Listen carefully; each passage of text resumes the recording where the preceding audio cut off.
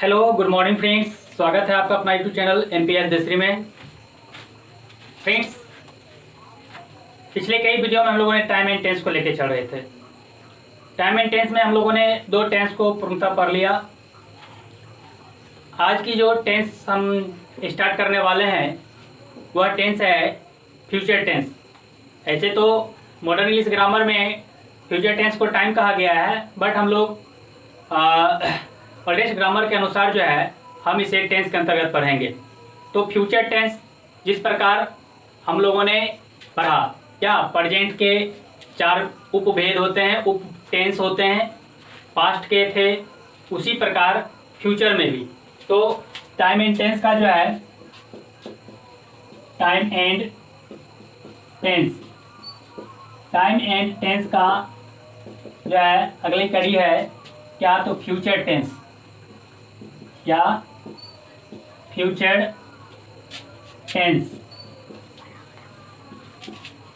Tense. Okay, हम लोगों ने जाना क्या कि इसके कितने उपभेद होते हैं, 4। और जो है सब टेंस होते हैं एज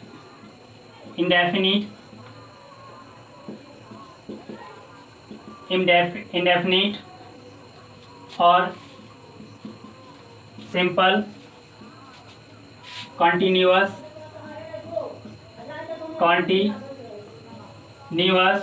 और प्रोग्रेसिव और परफेक्ट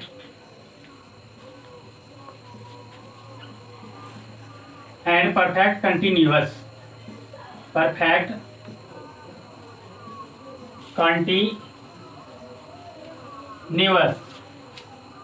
ओके, तो इस प्रकार से इसके भी 4th पार्ट हैं क्या, तो इसको बोलेंगे क्या, तो फ्यूचर इंडेफिनिट और simple future tense, future continuous और future progressive tense, future perfect tense and future perfect continuous tense.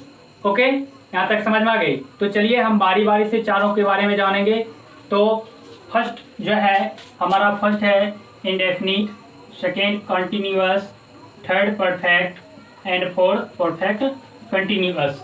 Okay, तो चलिए फर्स्ट लेकर के चलते हैं क्या, तो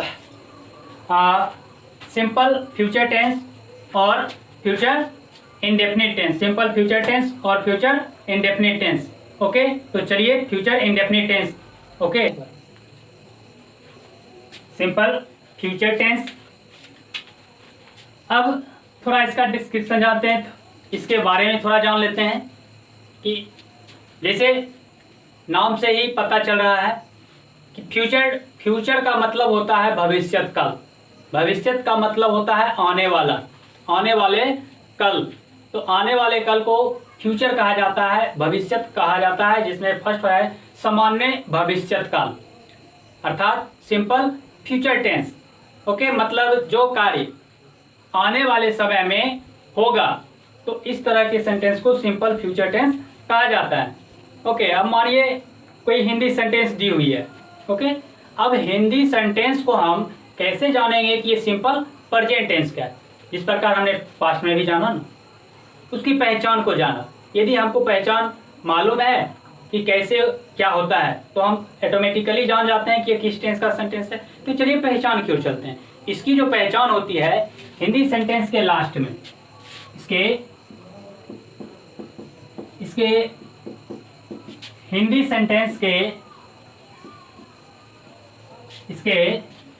सेंटेंस के लास्ट में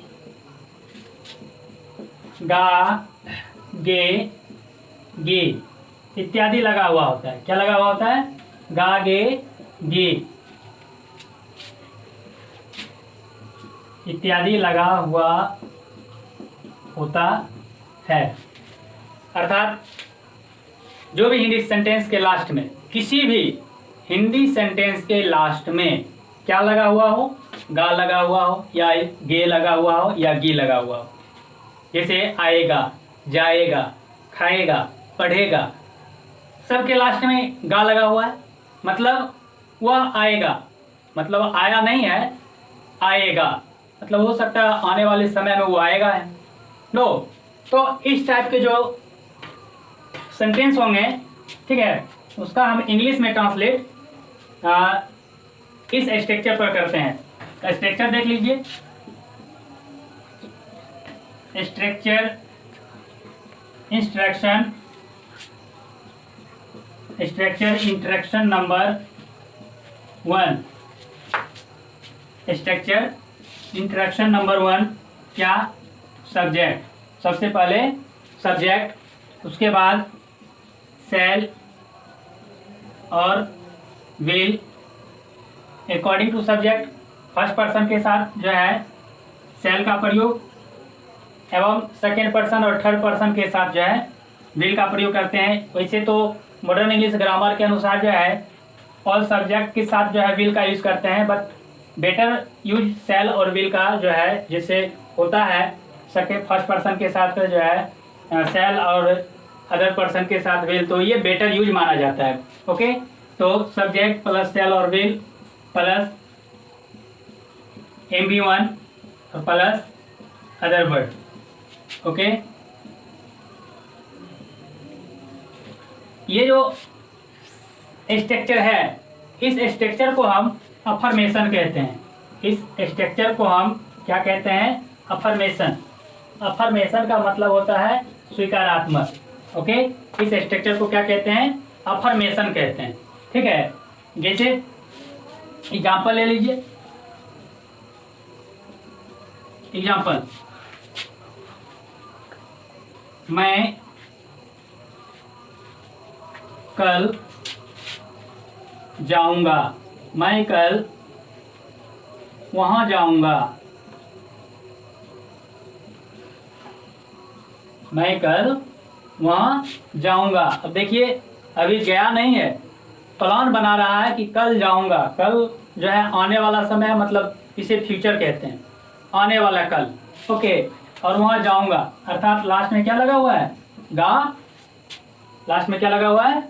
गा। ओके, तो इस टाइप से यदि सेंटेंस है तो हम लोग बनाएंगे सिंपल फ्यूचर टेंस में। किसमें? सिंपल फ्यूचर में। ओके, तो चलिए पहला सब्जेक्ट लिखने के लिए सब्जेक्ट क्या है? आई, और आप जानते हैं बेटर यूज आई के साथ सेल। ओके, तो सेल, उसके बाद वर्ब क्या है? तो जाना।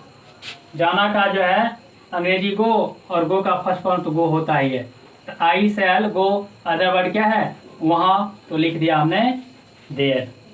क्या बना सेंटेंस हमारा? आई सेल गो देयर। सेंटेंस क्या बना? आई सेल गो देयर। इसी तरह जो है हम लोग अगले स्ट्रक्चर पर चलते हैं। तो अगले स्ट्रक्चर पर जाने से पहले जो है आप एक बार इसको बढ़िया से देख लीजिए। यदि स्क्रीनशॉट लेना चाहते हैं तो ले लीजिए। पुनः हम आपको अगले स्ट्रक्चर की ओर ले चलते हैं। चलिए अगला स्ट्रक्चर, स्ट्रक्चर नंबर 2 जो होता है वो होता है सब्जेक्ट प्लस सेल और will plus note plus MB1 plus other word. ये जो हमारा स्ट्रक्चर है, स्ट्रक्चर नंबर 2, आप जानते आ रहे हैं सभी टेंसों में स्ट्रक्चर नंबर 2 जो होता है वो होता है नेगेटिव। फर्स्ट स्ट्रक्चर होता है अफर्मेटिव, और सेकेंड स्ट्रक्चर जो होता है हमारा वो होता है नेगेटिव। ठीक है, तो ये कैसा स्ट्रक्चर है हमारा? निगेशन, इसे बोलते हैं निगेशन। ओके, निगेशन का मतलब होता है नेगेटिव। ठीक है ना, तो नेगेटिव स्ट्रक्चर मतलब नकारात्मक वाक्य जो होगा वो होगा नहीं से, नहीं लगा हुआ होगा उसमें। जैसे कि एग्जाम्पल यदि लेते हैं, एग्जाम्पल, हम लोग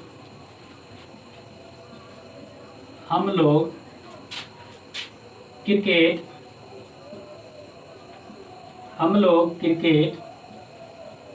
नहीं खेलेंगे। हम लोग क्रिकेट नहीं खेलेंगे। अब देख रहे हैं स्ट्रक्चर हम पढ़ रहे हैं निगेशन। सेंटेंस हमारा क्या है? नेगेटिव, अर्थात निगेशन, नो, नहीं लगा हुआ है। तो नहीं वाले जो सेंटेंस होंगे वह सेंटेंस जो होंगे हमारे वो नेगेटिव सेंटेंस होंगे, और नेगेटिव सेंटेंस जो होंगे वो बनेगा नेगेटिव स्ट्रक्चर पर। ओके, नेगेशन स्ट्रक्चर का रहा है क्या? तो सबसे पहले सब्जेक्ट आप जाने क्या? तो सब्जेक्ट जो कुछ करता है, तो सब्जेक्ट हम लोग इंग्लिश में क्या कहेंगे? वी। और वी जो है फर्स्ट पर्सन प्लुरल नंबर है, आप जान रहे हैं। बेटर यूज क्या? तो वी के साथ सेल का प्रयोग। नो, ऐसे तो आपको विल का प्रयोग करना है तो हमेशा ऑलरेडी सबके साथ विल का प्रयोग कर सकते हैं, फिर भी सेंटेंस हमारा सही होगा। बट बेटर यूज के लिए जो है हम वी के साथ सेल का यूज करते हैं। ओके, तो वी सेल, उसके बाद note, because this sentence is negative so I use note. And MB1 verb जो है हमारा खेलना के इंग्लिश में कहते हैं प्ले, और प्ले का फर्स्ट फॉर्म में लिखना है तो we shall not play. Okay, other word क्या है? क्रिकेट, तो लिख दिया हमने क्रिकेट। सेंटेंस क्या बन गया हमारा? सेंटेंस हमारा बन गया क्या? तो सेंटेंस जो हमारा बन गया we shall not play cricket. क्या बन गया? We shall not play cricket, हम लोग क्रिकेट नहीं खेलेंगे। ओके, हम लोग क्रिकेट नहीं खेलेंगे। इसी तरह जो है हमारा अगला स्ट्रक्चर है, अगला स्ट्रक्चर जो हमारा होगा वो होगा इंटेरोगेटिव। ओके, इंटेरोगेटिव, शैल और will plus subject plus MB1 plus other word plus what, because next structure is interrogative, so we use as last question marks. Okay, this structure is called interrogative.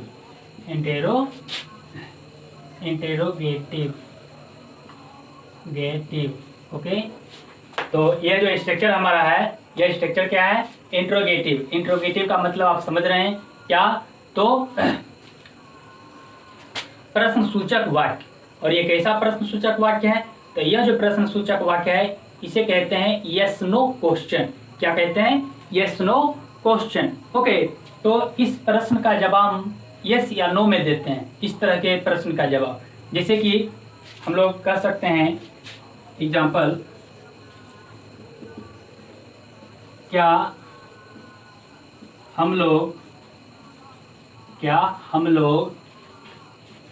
मंच पर नाचेंगे। Okay, अब sentence क्या कह रहा है हमारा? प्रश्न पूछा जा रहा है, क्या हम लोग मंच पर नाचेंगे? यदि हम लोग को नाचना होगा तो बोला जाएगा यस, नो तो नहीं। बिकॉज इस टाइप से जितने भी सेंटेंस होंगे, इस सेंटेंस को कहा जाता है क्या? तो यस नो क्वेश्चन, अर्थात इंट्रोगेटिव सेंटेंस है, ठीक ना। बट यह है क्या? तो यस नो क्वेश्चन है। तो सबसे पहले क्या? शैल या विल अकॉर्डिंग टू सब्जेक्ट क्या है? First person plural number. Okay, तो वी के साथ शैल का प्रयोग करेंगे तो सेंटेंस बनेगा शैल वी।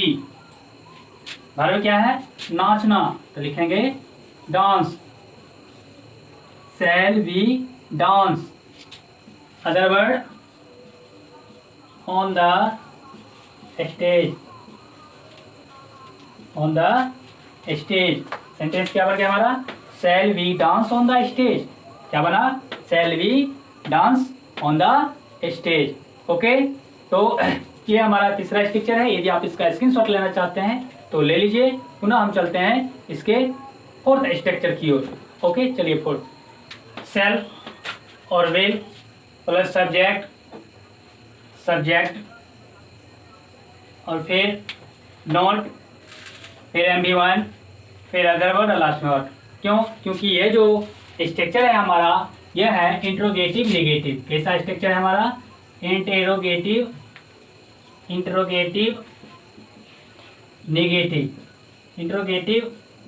नेगेटिव स्ट्रक्चर है। इस पर जो हम सेंटेंस बनाएंगे वह होगा यस नो क्वेश्चन का नेगेटिव सेंटेंस। क्या होगा? यस नो क्वेश्चन का नेगेटिव सेंटेंस। एज एग्जाम्पल,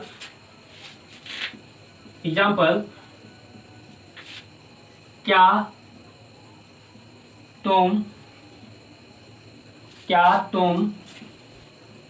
शतरंज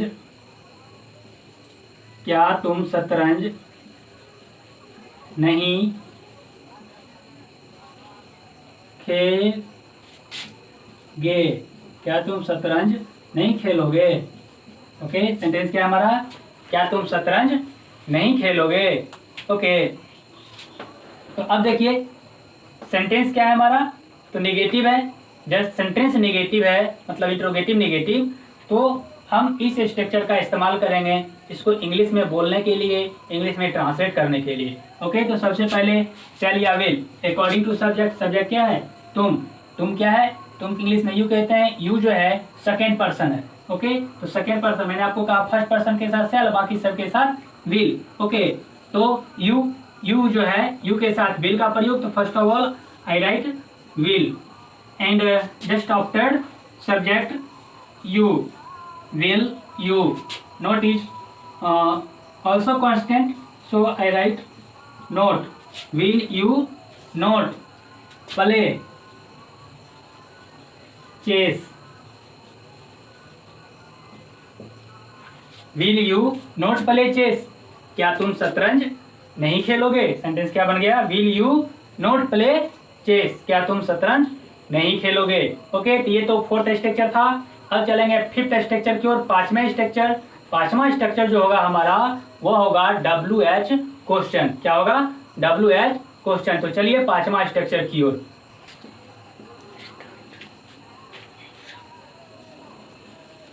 क्या हो गया हमारा स्ट्रक्चर जो है हमारा, क्या बना? तो सबसे पहले WH क्वेश्चन, यानी WH वर्ड जो होगा उसको सबसे पहले लिखेंगे। उसके बाद शैल और विल का यूज करेंगे, दोनों में से किसी एक का, अकॉर्डिंग टू सब्जेक्ट, सब्जेक्ट के अनुसार, और फिर सब्जेक्ट लिखेंगे। फिर मुख्य वर्ब जो है, मेन वर्ब जो है उसका फर्स्ट फॉर्म का यूज करेंगे। फिर अदर वर्ड और लास्ट में क्वेश्चन मार्क्स डालेंगे। क्योंकि ये सेंटेंस कैसा है, तो इस सेंटेंस को कहेंगे, इस स्ट्रक्चर को WH क्वेश्चन। क्या कहेंगे? WH question. WH क्वेश्चन में कैसा था? अफर्मेटिव है, इसको अफर्मेशन कहते हैं। जैसे एग्जाम्पल लीजिए, कोई भी एग्जाम्पल आप ले सकते हैं, आप स्वतंत्र एग्जाम्पल लेने के लिए। तो चलिए आप ही के अनुसार, वह कल यहाँ देर से क्यों आएगा? क्या कह रहा है सेंटेंस? सेंटेंस जो है हमारा कह रहा है कि वह कल यहाँ देर से क्यों आएगा। अब क्यों आएगा तो कुछ कारण होगा उसको यहाँ देर से आने का, इसीलिए तो देर से आएगा। तो हमने सवाल किया क्या कि वह कल यहाँ देर से क्यों आएगा। अब इसका यदि हम रिफ्लेक्शन देते हैं, कोई जवाब देते हैं, तो कुछ हमको बोलना पड़ेगा, हाँ या नहीं में तो काम बनेगा नहीं। नो, तो इस तरह के जो प्रश्न हैं, क्या, कहाँ, कैसे, ये सब जब सेंटेंस के मिडल पॉइंट बनते हैं तो इस तरह के सेंटेंस को WH क्वेश्चन कहा जाता है। तो जो ही WH कहा गया तो इसका इस स्ट्रक्चर का इस्तेमाल करेंगे। क्या? तो WH वर्ड को पहले लिखेंगे। WH क्या है? क्यों। तो चलिए हमने लिख दिया क्यों, अंग्रेजी में क्या कहते हैं? वाई। और इसके जस्ट आफ्टर यूज शैल और will according to subject. Subject क्या है? वह। It means he, third person singular number. No, तो थर्ड पर्सन सिंगुलर नंबर के साथ जो है विल का प्रयोग। ओके, तो why will, subject he, why will he come, why will he come here late, why will he come here late tomorrow, tomorrow. क्या बना हमारा sentence? Why will he come here late tomorrow, वह कल यहाँ देर से क्यों आएगा। ओके, तो ये जो हमारा स्ट्रक्चर है बना WH क्वेश्चन, जो फिफ्थ स्ट्रक्चर है। अब इस टेंस के लास्ट स्ट्रक्चर चलेंगे। किस टेंस के? तो फ्यूचर इंडेफिनिट टेंस का जो है लास्ट स्ट्रक्चर की ओर चलेंगे। और लास्ट स्ट्रक्चर जो होगा हमारा वो होगा WH नेगेटिव, सिक्स्थ स्ट्रक्चर। तो चलिए अगले स्ट्रक्चर की ओर, WH नेगेटिव। ओके, क्या बनेगा? WH क्वेश्चन प्लस सेल और will plus subject plus note plus MB1 plus other word plus what. Okay, question number sorry structure number 6 है। और ये जो स्ट्रक्चर है यह है WH क्वेश्चन निगेशन। क्या है? WH question negation. ठीक है, WH क्वेश्चन का नेगेटिव स्ट्रक्चर है। जैसे कि हम कोई सेंटेंस बोलते हैं या कोई सेंटेंस दिया होता है, उसको हमको ट्रांसलेट करना होता है। क्या? तो जैसे हम लिखते हैं हेमू हेमू इस बच्चे को हेमू इस बच्चे को क्यों नहीं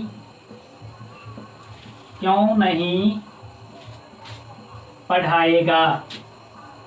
ओके, सेंटेंस क्या कह रहा है? हेमू इस बच्चे को क्यों नहीं पढ़ाएगा। तो सब्जेक्ट क्या है? हेमू। हेमू नाम है, थर्ड पर्सन सिंगुलर नंबर है।